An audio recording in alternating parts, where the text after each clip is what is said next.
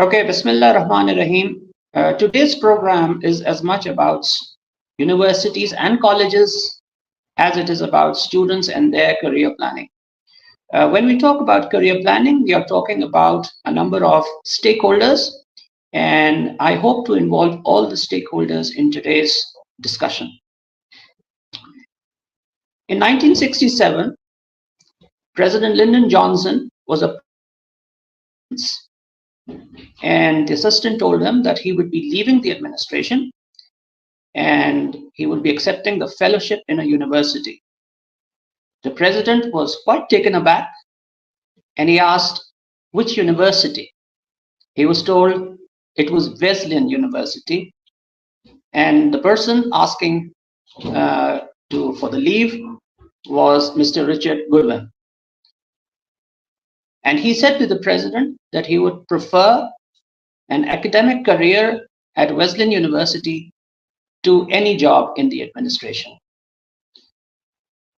Mr. Goodwin, of course,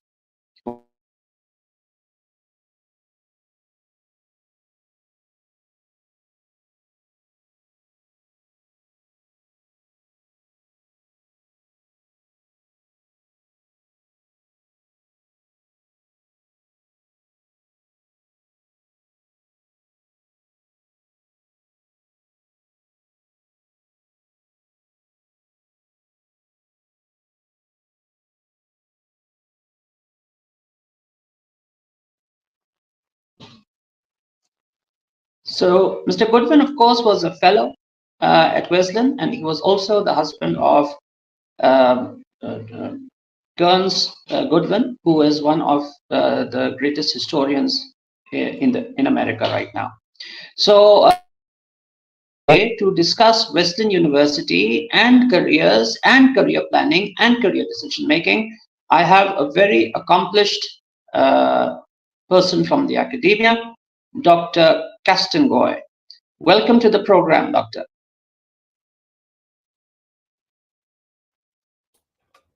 Thank you very much for having me. All right, let's tell us a little bit about your university, and then we will proceed to career plan. So Wesleyan University is what we call a small liberal arts college, meaning we have about 3,000 undergraduates, so much smaller than larger universities you might be more familiar with. A liberal arts curriculum means that we're encouraging students to take courses all across different disciplines. While they do major in one or two subjects, we encourage students to be taking classes in widely disparate things with the idea that learning across disciplines will make them more flexible, more broadly educated, and better able to handle the ambiguity and the churn, of the modern job market and just the kind of problems that we face globally now. So, what is a career center? Because you are the director of the Gordon Career Center. What is a career center, and what does it do exactly? So, career centers work with students throughout their time in college to be thinking about what am I really learning? So, not just what am I getting out of this particular class or, distinct skill sets in this or this, but really thinking holistically about what are all the things that I'm learning, not just inside the classroom, but outside the classroom, maybe through extracurricular activities or volunteer work or activism or internships, and then help bringing together all of that learning to help them also consider what are the things that I'm really interested in? What are the problems that I want to solve? What do I want to learn next after I graduate? And to help them then think long term about how all of the things that they're doing now might translate into different careers down the road. So we start working with students very early on, even to help them find a job on campus, and also to be thinking about what are all of the classes they might be taking or other things they might be getting involved with to help explore their interests and further develop their skill sets.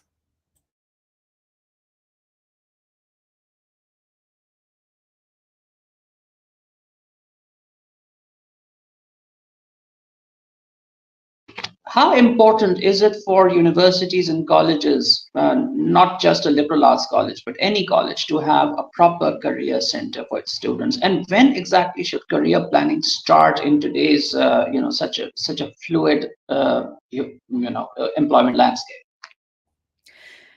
So I think what can be hard to wrap your head around is that it's important to start really early in terms of thinking about these questions, but without setting really concrete goals necessarily. Because one of the things I'm fond of saying is that if someone like me, who has spent decades working in career development, doesn't know what the jobs are going to be when our students graduate, then nobody else does either.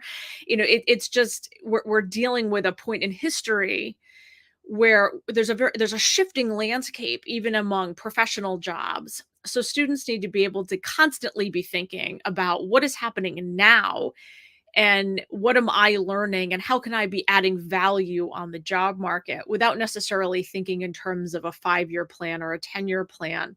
So because of all this ambiguity in the market and because it is a very different way of thinking than your parents may have had, it's vital for universities to have career centers to help students with this thinking and this decision making.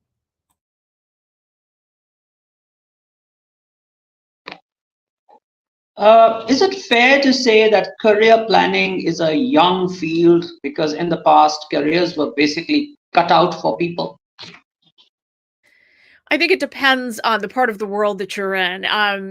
In the US, this field is about 100 years old, give or take. It really started with the Industrial Revolution when you had a lot of people moving from farms to cities and needing to figure out how are they going to fit into what was then, a new world of work with the Industrial Revolution.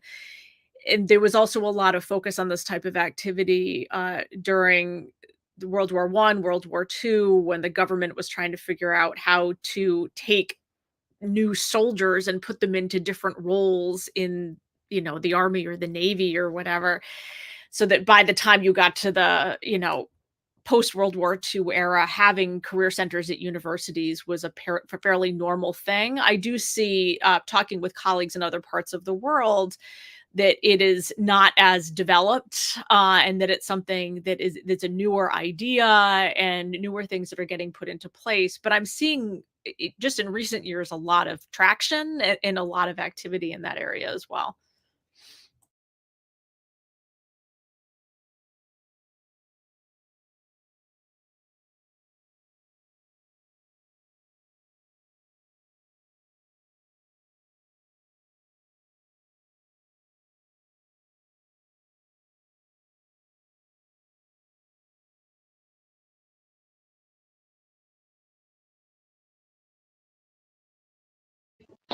All right, I apologize for the delay because we have some technical issues here.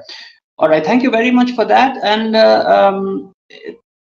there's a lot of focus on students, on applicants making good resumes and writing good applications. But there's another side to that also.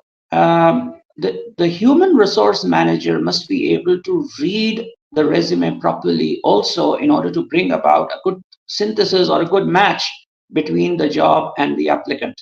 So my question is about this other side. What do good human resource managers look for when they are reading a resume, and how should a resume be read so that the strengths of the person you're hiring can be gleaned? Well, I think that there's two ways of answering this. One, I think it's important to know that particularly with larger organizations, if you're looking at a multinational organization, they might not have an HR manager reading the resume at all. It may well be a computer. They're using AI to be sifting through a lot of resumes. And in those cases, what's really important is to be thinking about, is your resume formatted in such a way and does it include the keywords from the job descriptions so that the program that's reading the resume is recognizing you as someone who's qualified for the role. This makes it very, very difficult for entry level candidates, however. And I think that when you start talking about HR managers that are either looking at the shorter list of resumes that the computer may have chosen, or if it's a smaller organization where they are genuinely going through a stack of resumes, what's important for them is to be able to see, have you developed relevant skill sets across whatever combination of your coursework and things you're doing outside the classroom? Maybe you lead a student group, for instance, or maybe you're heavily involved in some kind of volunteer work, where they can connect the dots and kind of see what that narrative is throughout that document, to see how you might be interested in that position that you've applied to and have the relevant skill sets for it. And that can be tough to do in something that's relatively static, like a resume. And this is why it's important for students to have at the ready, what that narrative is. How are they connecting the dots of how their interests and their skill sets developed for this? And then look for ways throughout the application process to be getting that across to the hiring manager, particularly during an interview.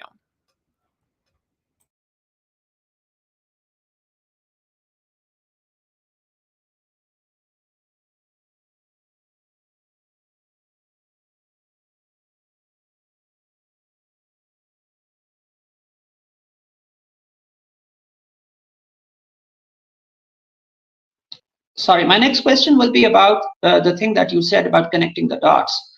A lot of students come and they say, I did this activity, I did that activity, I was the president of that, I was the president of this. This is one side of the spectrum. On the other side, there are students who say, I did this subject because I did not want to do that subject. I mean, that is their only justification for doing a certain subject. So when you do so many activities, how do you present those activities to the person hiring you? And how do you justify doing so many activities? And how do you present the fact that those activities have actually added value to you? Yeah, this is why you need to figure out what your own personal narrative is, because it's not going to be the same for any two people. It needs to be something that's really distinct to you and your experience.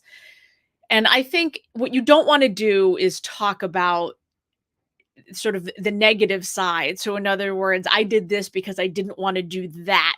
That never sells very well. That it's really more about, I was interested in this for this reason, and this is what I learned from that experience. And then to think about maybe not talking about every single thing you did, particularly if it was something that you didn't really enjoy or was less successful, but thinking about, what is that through line? What is that common thing that might run through other elements of your background, so that you can bring it together into one coherent narrative. And you might at different points choose different pieces of those skill sets. So I'll give a specific example. When I was in secondary school, I was a tour guide in historic homes in my hometown.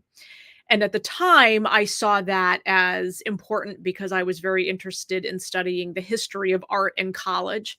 So when I was going on my interviews to get into college, I was talking about that experience in the context of my interest in art history. Later on, what I discovered, and I did not end up pursuing that field. However, I have in my professional life done an enormous amount of public speaking, and I'm often asked about how I developed those skill sets and that interest in doing that type of work. And it actually goes back to when I was a tour guide. I was talking to over 100 people a day just in the course of my job by the time I was 16, and developed that skill set. So at any different point, you might have different arguments for how and why you developed a skill set and how and why it's relevant to that new thing. But it's not, for me, it's never about, well, like, oh, I decided not to go into art history because. It's about, this is what I got out of this amazing experience, even if I didn't choose to pursue that as a career.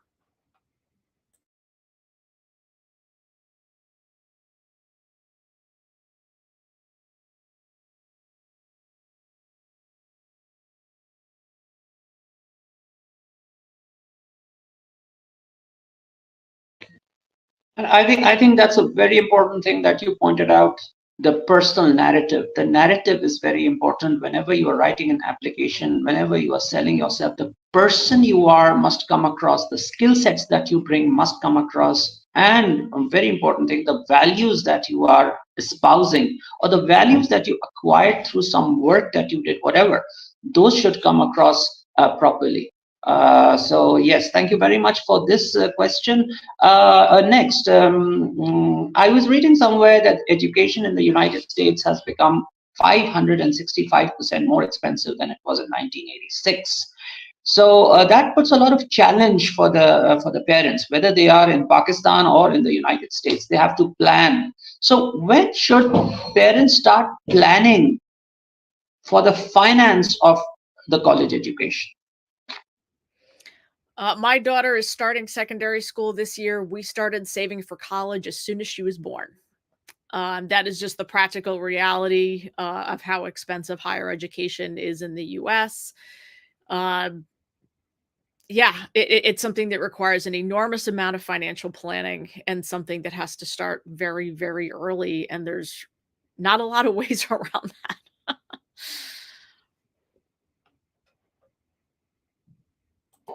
Because a lot of students that who come, they say, I want a full scholarship. I want a full scholarship. How can each and everyone get a full scholarship? And there are limits and constraints on universities as well. So that whenever you have a child, just start planning for their educational finances. Uh, a lot of people define success in terms of achievement. What is your perspective on success, and how should it be measured? No, this is something I've been giving a lot of thought to recently because I'm developing a new course that I'm teaching next semester called Success and Failure here at Wesleyan, specifically for first year students. And the reason I wanted to develop that class is because I do feel like there is an enormous amount of pressure on college students now to be successful because they're seeing so much economic upheaval in the world, and their parents are very nervous because they're looking at how much money they're spending on their child's education. They want to know they have a return on that investment, but parents are also often seeing an enormous amount of upheaval and instability in their own professions, even if they're in a lucrative profession. Even if they themselves are doing something that has historically been prestigious and well paying, they're seeing a lot of changes, a lot of structural changes even in historically prestigious and high paying roles. And they're very worried about what their children could do to find some stability, find some peace, relative peace in the job market. And a lot of my messaging when I'm talking to these groups is that stability no longer exists. And that's just the reality of the situation. Even in the world's wealthiest economies, there is no safe haven from economic instability. So that what it becomes is about learning the skill sets you need to be not just employed, but employable. Because we know that people graduating from college now are going to have many different jobs and many different careers. So that does, by definition, shift the definition of success, because where in generations before, success might mean that you've chosen a specific lucrative profession, you've gotten good training in that, you've gotten good jobs in that, and you've managed to maintain that role and have a certain professional reputation, and it's been very stable. And that stability and success often went hand in hand. And when those things have now been decoupled, where if there is no stability, then success really means, well, first, it has to be a very personal definition of what does success mean to you? How will you know if you have reached a certain level of success in your career life, in your personal life, and how those things marry together? And then thinking about how can I maintain that professional success when there is no more stability? What are the things, what are the new tricks and techniques? Things like making sure that you're always developing professional relationships, thinking about your broader professional reputation outside of your current organization. There's a lot of things that people have to think about very differently now than they used to.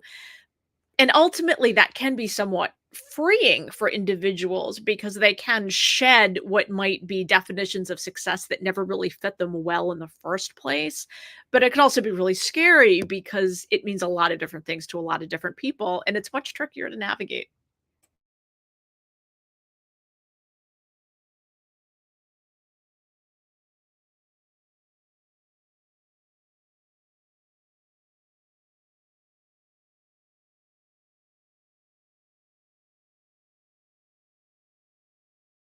Various chapters, almost in all chapters, it says Haza Fawzan Azim. It means this is the great success. Now, likewise, there is something called the Protestant ethic. In the Protestant ethic, also there is a definition of success. Also, when we talk about capitalism, sociologists often link it to Calvinism. So, to what extent is it correct to say that the definition of success is rooted in religion on the one hand and culture on the other? I mean, And certainly very speaking much. of speaking of stability, I will say that we are right now in a crisis because the internet is quite unstable. But please, just let's ignore that because it will be recorded. Don't worry about Yeah, and I think that there are absolutely culturally specific definitions of success, 100%. And a lot of what I'm doing working with students in a very diverse university, we have students from all over the world. We have students from all over the US, some of whom have parents who have come from different countries. It's, not everybody is as affected by the Protestant ethic, in other words, directly, but you refer to the Protestant ethic and capitalism. These are things that even if you don't personally affiliate with it, American culture is drenched in this to an extent that most people don't even think about anymore. And the idea behind it is that you're finding God's grace through financial success, that those things go hand in hand. And I don't think most people consciously think of it that way anymore. But when you go back to sort of what are the roots of the particular American brand of capitalism and how people view professional success within it, it really comes down to that people who make more money are seen as better in some ways. And it is really a kind of a sticky idea, and it can be one that's very hard to shed. But that's something else that we try to do at the college level is help students really think very reflectively on this and make them aware of these influences, of all the cultural influences that might be affecting their decision making. So the class I teach on Coursera, Career Decisions from Insight to Impact, people all over the world take that course. And I think part of the reason for that is what I'm trying to encourage in that class is to have students think reflectively about what are all of these different cultural constructs that are affecting their decision making. Because regardless of where you grew up, where your parents grew up, where your family is now, how much migration there's been within your family, those cultural constructs and their influence on you is going to be as unique as a fingerprint. It's going to be really specific to how you're internalizing all of these different influences and motivations. So the important thing is just to recognize what they are and unpack that for yourself and understand them. And in some cases, you might embrace some of those influences. My parents feel strongly that I do this, and I've thought really reflectively upon that, and I've thought about why they feel that way, and I've decided I agree, and I'm going to go along with that. There's a lot of different ways that these influences can manifest in decision making, but I think what's most important is that recognition of where those influences are coming from. I was actually having a discussion with Professor Ibrahim Afsa. He also teaches on Coursera. So, and there was one thing he said in the end. He said that I realized a bit late in life that you cannot beat the rules. So, at some point, you have to sort of compromise with them. I'm going to talk about one rule which I have found very difficult to compromise with. And maybe you can answer that question for me. And that is, it is now being taught in uh, told about in entrepreneurship classes here, and the rule is that your network is your net worth. Now, it goes against my fiber because I believe I'm an absolute meritocrat. I believe in meritocracy. So if your network is fine, but in such a world where your net worth, and to use that old speech, not the content of your character or your content of your skill set, but your network becomes your net worth, what happens to those who do not have that network and who are not very good at reaching out? How do they resolve the problem? So I think that's a really important question, and I think it's one that there's a lot of confusion around. So thank you for asking that.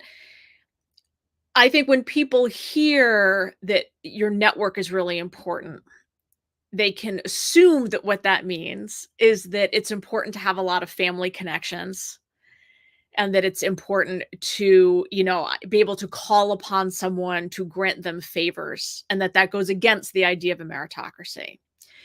And I don't think that's really what it's about anymore. What we're really talking about when we say that having strong professional relationships is important is just that. So if we go back to this idea that I was referring to earlier, that you're not going to graduate from college and join an organization and stay there forever, and work your way up a career ladder, as they used to call it, right? But that you're going to need to be really flexible and understand that there's no stability, and that you're going to need to be moving around quite a bit, whether within your organization, outside your organization, moving to different countries potentially. What that means is that the only way to do that effectively is that if you have started developing very consciously a professional network over the course of your career that goes hand in hand with your ability to prove yourself as a worker. So it's not either or, it's both. Because nobody in your professional network is going to want to speak for you if they don't know for a fact that you are outstanding at what you do. Because that then can harm their professional reputation, because now they might have put forward your resume, let's say, to human resources. And if you ended up getting hired and didn't do a good job, that would reflect poorly on them. So it's not that the meritocracy is not a part of this. Merit is actually a crucial part of this. But part of having merit now, part of that meritocracy is the ability, is the skill set to very early in your career begin developing these relationships and understanding that it goes both ways. It's not about you meeting people and getting to know people purely so that they can help you, but also so you can help them. You need to understand that anyone who's in your professional circle might be calling upon you to say, hey, I just lost my job. And this is the kind of work I'm looking for. Do you happen to know anyone who might be hiring? Or I'm really interested in this organization. Do you know anyone working in any capacity there who might be able to give me more info about their hiring needs? So this is something that if everybody's doing it, and everybody is really conscious about developing the professional relationships, it's not about, your family contacts and calling in favors. It's just about a new way of working. And it's about a new way of managing your career and a specific skill set that needs to be developed. And that is hard when you first graduate, because everybody is kind of starting out at the beginning. But even starting to think about your immediate peers or people who may have graduated a year or two ahead of you, those are all now your early professional circle. And then maybe you do, say, an internship or some kind of summer work, you keep in touch with that boss, and you start just slowly and methodically and consciously developing that broader network of people. And that is absolute, because wisdom has to be contextualized in the times in which it is living as well. If we take the example of let's say the old Hollywood producers, Vivian Lee, for example, when she was cast for her role, it was the producer who went place to place looking for the right face and the right talent. That was the skill requirement of the producer at that time. Today, the skill requirement is in the worker. Apart from developing the working skills, he also has to develop his own networking and marketing skills. And I put this question to you particularly because in your course you have given a very good example of a person who's just graduated, and he goes and he simply networks with people without asking for any favor or any job. And I think that is one exercise that students must do. So that is really nice. How important are fora like LinkedIn and Indeed, and how can they be harnessed for job search? So LinkedIn has really become the new resume. I am a hiring manager, right? I have openings here at Wesleyan where I might be working on search committees. I might be hiring people from my office. And, part of what and it's actually even higher stakes if you're applying for a job, is say in my office. So I hire people who do career advising, right? So if I'm getting an application in from someone who wants to work for me, I'm reading through the resumes and cover letters they've submitted, but then I'm also saying, well, it's also really important to understand LinkedIn. So I'm going to go look at their LinkedIn profile. And obviously, and I'm going to hold a pretty high bar because that's what we do for a living. But it's safe to extrapolate that even people who don't do what I do and are actively engaged with this for a living, often people are using LinkedIn as a place to not only find candidates, and it is common now for human resources manager to be mining LinkedIn for potential candidates and not waiting for a bunch of resumes to come in, but also to see it as a supplement. So they have a resume and a cover letter, and they're trying to decide if they're interested in going forward to an interview. They're likely to look up that person on LinkedIn to say, well, does what's on LinkedIn match what I'm seeing with a resume and cover letter? Does it flesh out anything that I might be interested in? Do I have a sense of just sort of how they're involved? And it doesn't necessarily mean you need to be really, really active on the site in terms of constantly posting or things like that. But it does need to be a fully fleshed out profile. And there's also some really interesting material out there now in terms of helping people use a combination of different AI platforms, like ChatGPT or Copilot or things like Bard or things along those lines. In other words, to help students mine information from LinkedIn, but then also think about how can I put together a good outreach piece? How can I think about who are the people that I should be reaching out to, and how can I find them effectively? And there's a lot of really interesting things you can do on LinkedIn now. But I think the most basic thing you need to have is just a fully fleshed out page that really represents you well.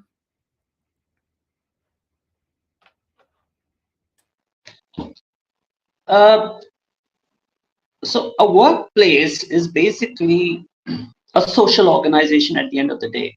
And in any social organization, you've got to have your identity cut out. You've got to have your own personal identity, your own self view of yourself, and an identity for others. So we have always called that career identity. So how important is this career identity in a world or in a career landscape which has become dynamic to the point of becoming absolutely fluid? Yeah, it's a great question because I think, historically, when people think about career identity, or what the great organizational behavior researcher Herminia Ibarra refers to as a working identity, the history was, you're going to pick this one thing. You're going to graduate from college, you're going to go to medical school, you're going to be a doctor, and that is your professional identity. And now working identities are iterative. You're going to graduate from college with a degree in something, and you may go work in that thing for a while, but then you're going to develop a new skill set that you weren't anticipating. You're going to get exposed to other things your organization does. Maybe you take a job in another business unit that gets you interested in something else entirely, and that sends you to graduate school in a completely different subject than what you studied as an undergrad. And then that gives you new recruiting opportunities to maybe take on a completely different type of career. So, people are moving and iterating in a lot of different ways so that ultimately your career identity might only make sense in retrospect.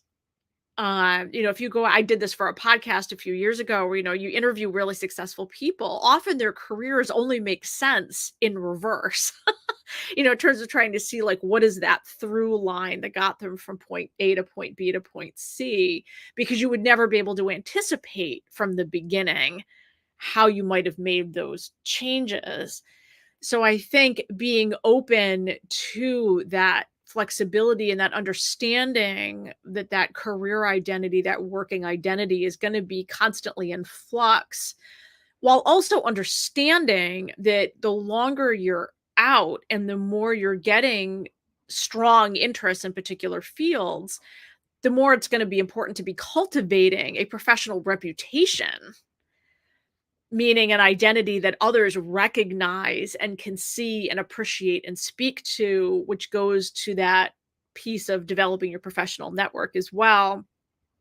And that's a big part of career management now, is thinking about, what am I seeing as my career identity? What do I want it to be? How can I be iterating to always be course correcting where I am and where I want to be, while also making sure that others are recognizing where I am now and where I want to be, and that I'm prepared to make those changes. So I don't know about you, but we who were born in the late 1970s and then the 1980s and then the 1990s and then 1999 and so we have been perpetually course adjusting, course correcting, course adapting, course. So in a nutshell, how has your experience been taking the changes that have come since 1995? Because I remember when I was in college, when I went to college, my first class was the computer science class, and we went to the computer lab, and there was this piece of cloth, and the teacher picked the piece of cloth and he said, "Hey, this thing is called a mouse." And everyone is looking at it, and this is a mouse. And since that time, we've come a long way. So what problems did you have in course adjustment, and how did you manage it? It's funny you bring this up, because I was having a conversation yesterday with someone in our IT department about how we're thinking about programming for students around AI, and what we're hearing from employers about students needing to be ready for AI. And I was saying how, when I first learned to do computer programming, it was sitting at a terminal with a mainframe in the background in a cold room, really old school stuff, back in the day. And one of my first professional jobs, there was this brand new thing called the internet, right? And I didn't know anything more about the internet than anybody else because it was brand new. But I was the youngest person in the office, which meant that I, by default, ended up being the one that had to teach everybody the internet. And I had to work with our webmaster to develop the very first website for our office. And I had to work with all of the vendors that were trying to sell us web-based products when people barely knew what the web was. But I think by being of an age where everyone assumed that I would just pick this up more easily, I did. I had to jump in with both feet, and I had to pick it up and I'm now not afraid to pick up new program. If someone throws a new vendor at me or say, "Hey, we need you to learn this," that's no big deal, because those are things I had to do when I was fairly young. I think now, with people that are just entering the workforce, there's actually a very, very big similar opportunity with all of these new platforms, where everyone, most people our age, in other words, are looking at things like ChatGPT and are like, "Oh my God, I got to figure this new big thing now that's going to change the world. And now I have to learn all this all over again." And everyone, it's sort of getting forced down, I think, in a lot of organizations, to the youngest people in the office. Like, okay, well, you're the digital native, you have to figure this out. Well, they're really no more in tune with this than anybody else, because it's all brand new. They're just maybe a little less scared to really dive in. But what I would encourage people to do is dive in, learn all of these new things as much as possible, really dig in to how these are these new things, these new tools are changing the professions that you're interested in. So for instance, law, I was a paralegal after college. A lot of the things I did as a paralegal are now being done by AI. And in a lot of ways, that's great. Some of the things I did were super boring that nobody would want to do, right? And it's just as well that they're being done by other tools. At the same time, you have to know how to use those tools. And having people in the office who have taken the time to fully understand both kind of on the ground, how can my work be more efficient using some of these things, but also at the 10,000 feet level, now is my job in trouble? How can I be course correcting for that? What are the things that I could be doing within my profession that are not going to go away? And how can I be really adding value during this transition period? I think that's the way people need to be thinking.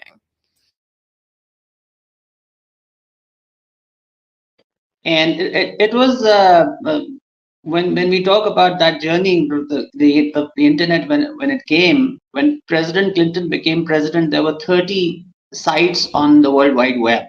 So I often say that, look, this is a story that when Moses saw a big creature, God said to him, "Don't worry, this is just a big snake.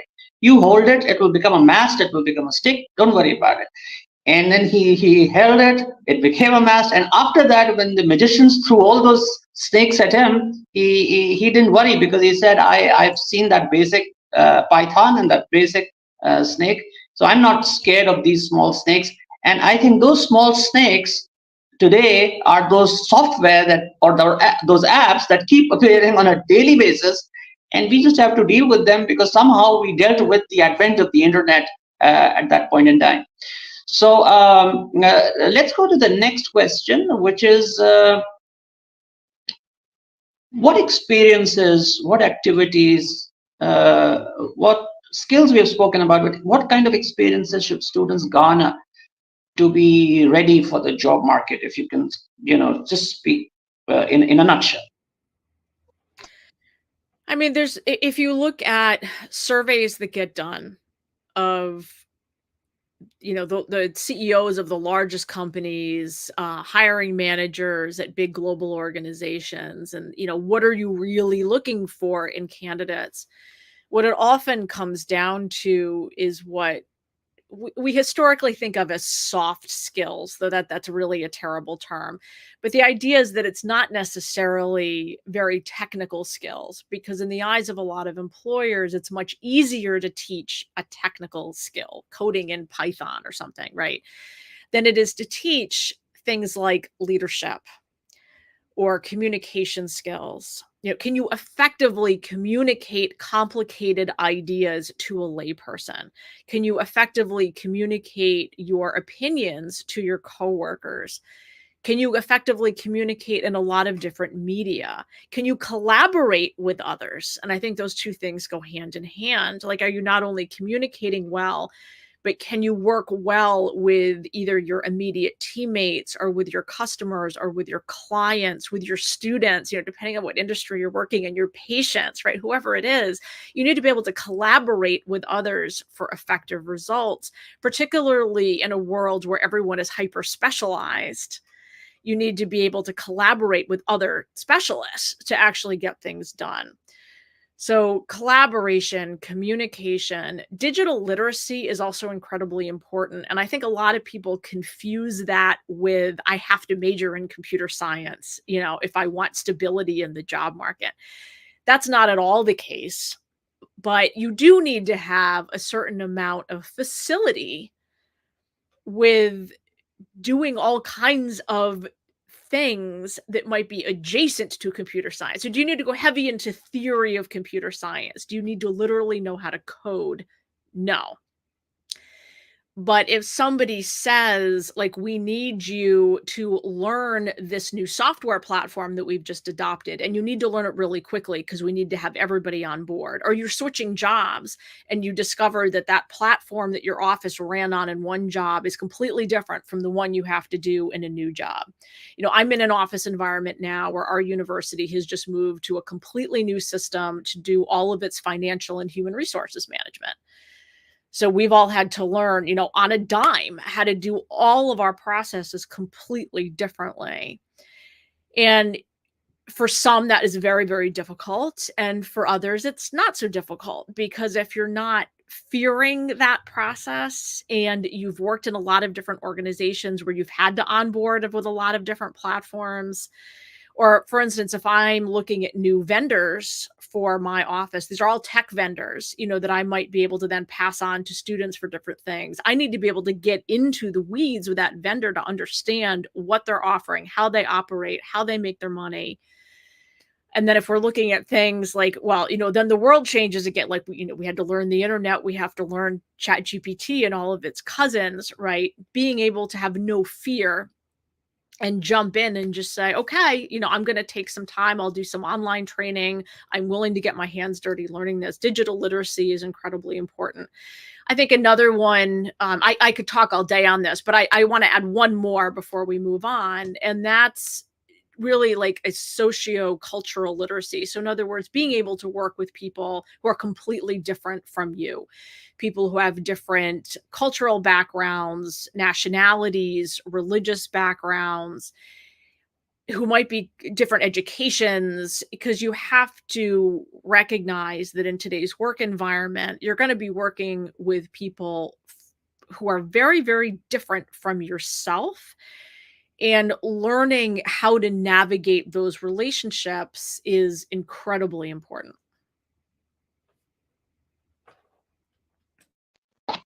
Yeah, and like as that's going to be my next question. But as far as I'm concerned, leadership is concerned with three things. It's about number one, having an obsessive interest in what is important to others. The second thing is thinking about the future of our children, and the third thing is leaving the world a better place than we've found it. The world here does not mean the whole world. It means it's my home or my organization or wherever I am. So, what is leadership to you? 30 seconds for that because I still have questions. Yeah, I don't think my definition is too different. I think leadership is about really understanding the context that you're in, the goals that you're trying to reach, but then also understanding the motivations and influences of the people you are leading. Because if those things don't triangulate, understanding what is motivating those that need to help you get to a goal, and then understanding what are all the things you need to do to get there. If you don't have both of those things and with a complete understanding of that context, you're not going to be very effective.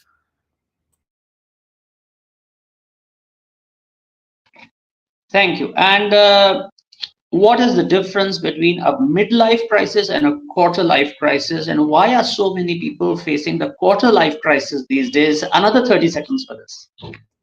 So this actually goes to my dissertation research. So 30 seconds, I'll try. It What it really comes down to is how much churn and ambiguity there is now in the job market. So I think what used to happen is you would have people who would, you graduate from college, you choose the career, you stay with that career, and then you wake up at midlife and realize that you made the wrong decision and you're kind of bored and unhappy. And you've been on a path of least resistance for a lot of your career and have never quite gotten off of it.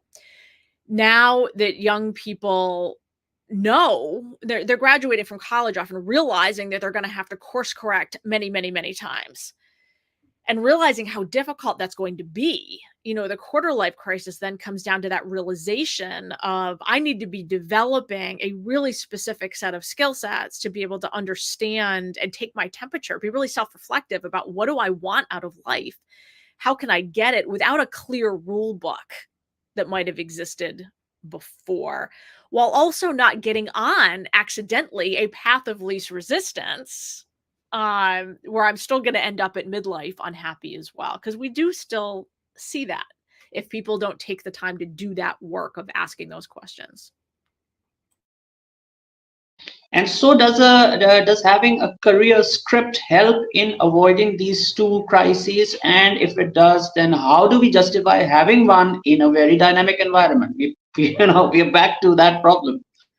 I think it depends on your definition of script. For me, when I use that term career script, what I'm referring to is something that is really unique to the individual, that your career script is a combination of all of those influences and motivations, which are often cultural, but then are also personal. So, in other words, it's that triangulation, is that combination of my personality traits and my past experiences and just what I think about myself, my own personal identity, combined with all of those external influences. And that could be national, it could be your parents, it could be various subcultural influences, your peers, the institutions you've attended, and how all of those things are coming together so that you are now having this own very personal career script that you are following consciously or unconsciously.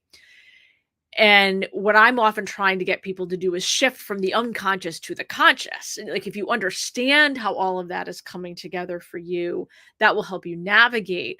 This is as opposed to a definition of a career script, which is I am going to study these things in college so that I can go to law school, so that I can be an attorney, and I'm never going to get off that track. And this is what I'm going to do forever.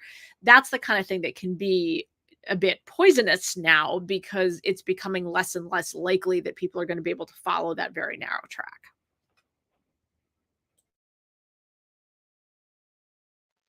One thing that happens, I'm sure you must have experienced it also, when we talk about students, we talk to students, we try to find out what they are interested in. A lot of them say, uh, any career in which I can make money.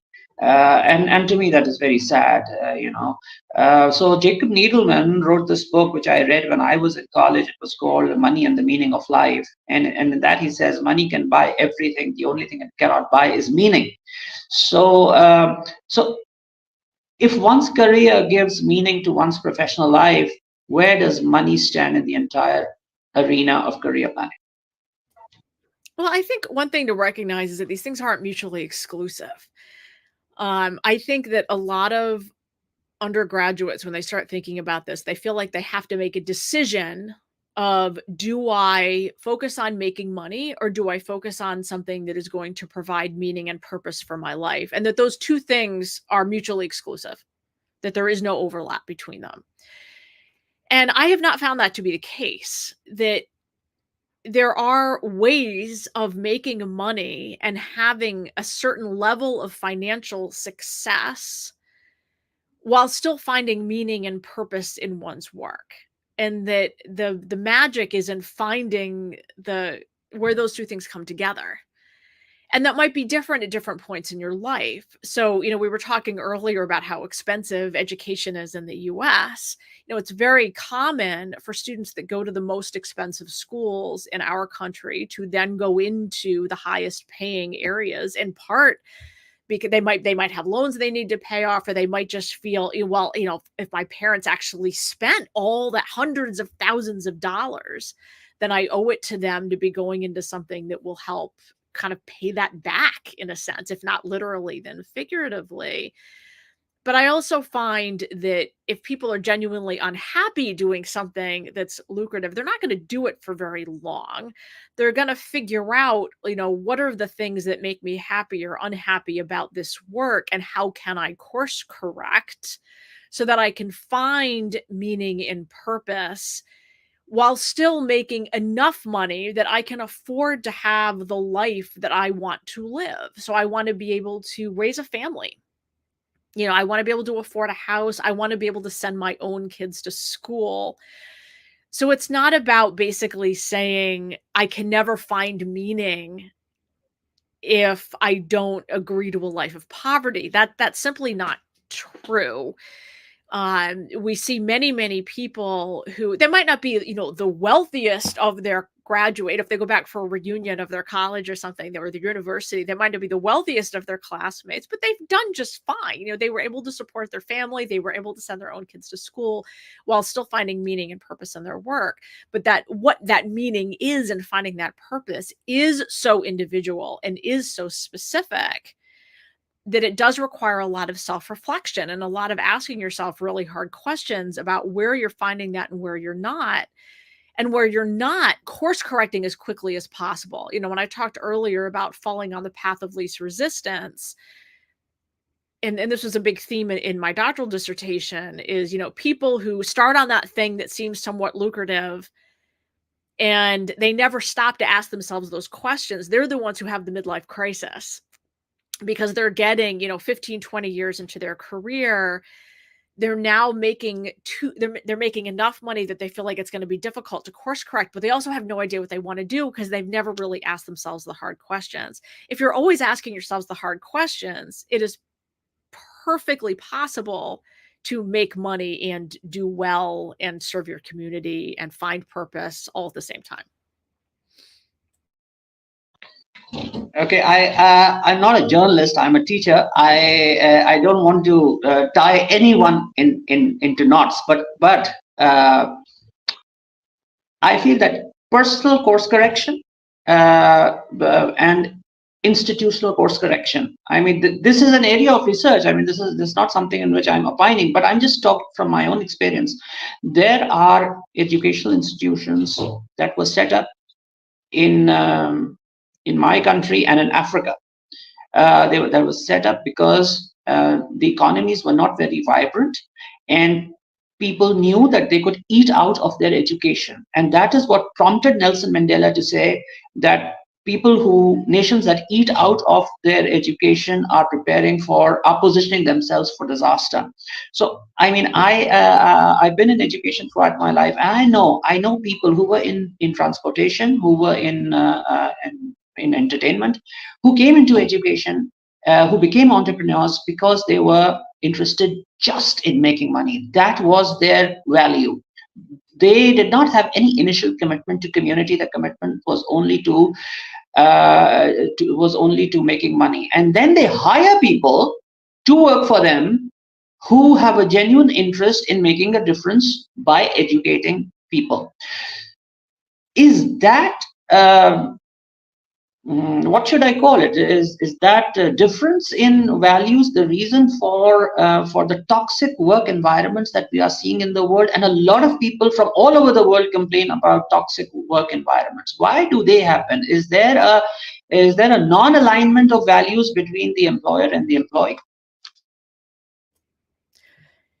Yeah, I mean, the topic of toxic work environments is an interesting one, and does tend to go along with how senior leadership is viewing their human capital. So this has become a common term, right? Human capital. And even if you unpack that term, it gets uncomfortable pretty quickly, right? Like, are humans human beings, or are they capital? Why do you have workers? Why do you need workers? How many workers do you need? And how should they be treated? How important is it to retain them? And how difficult is it to retain them? So in different markets around the world, it's going to be easier or harder to be attracting workers, in particular skilled workers, to do different roles. Where you end up with toxic work environments, which can play out virtually anywhere, is that when there is a real disconnect between why the workers are there and what they're trying to accomplish, and how they're being viewed by the management and senior leadership as playing a role in the organization's success, not just as capital, but as human beings. And this is a very difficult thing to parse if you are the worker who hasn't started in that organization yet. Because some organizations do a very good job of selling themselves on a great place to work when they're actually not great. What can also be difficult is you might have an organization that on aggregate is a fantastic place to work, but you might get saddled with a bad manager. There's a very common adage where people don't leave jobs, they leave bosses. And that can happen in a really small part of a really big organization. Even if the really big organization is doing a lot of things right, that doesn't mean every single manager is.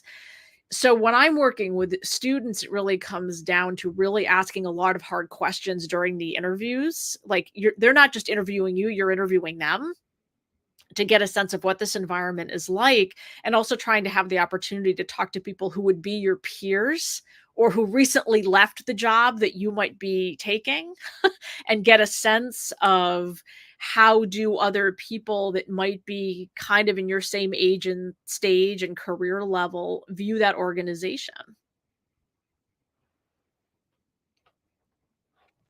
All right. I have 1 minute, so I will just put the last question of the day. What do you consider to be your greatest achievement? Something you can look back at and say, I did that. So I'm going to give you an answer that I don't think you're anticipating. There's a lot of things. Anyone can look me up on LinkedIn, and there's going to be all kinds of things there that seem impressive. I have a fairly popular TEDx talk, and then I teach, and I'm at a major university, and I have prestigious degrees, and I've done all this stuff. If I were to point to, like, in life, the single thing I'm most proud of, it's my husband. I didn't meet my husband until I was 35. And had almost given up on the idea of having a traditional family. And we found each other. I sort of laugh at the last minute. I had my daughter when I was 38. But I think that, and we've now had a very successful, we've been together 17 years, and are still, very, very much in love, connected. And I think that if I were to point to something that I consider a huge achievement, it would be that. But in the context of the fact that we also find a lot of meaning in our work and education. And, if you're not happy in one area of your life, you can spill over into others. So being able to sort of bring that contentment to all areas of your life and be able to bring that together, I think is a huge achievement that most people at the end of the day strive for. Please do show this recording and the answer to my question to your husband. He will be really, really happy to listen to your answer. And may God shower you with all the felicities of a happy and contented life. Thank you very much indeed. It was great having you. It was an absolute privilege. Thank you very much for having me today. Thank you. Take care. Have a very nice day. Bye-bye. Bye-bye.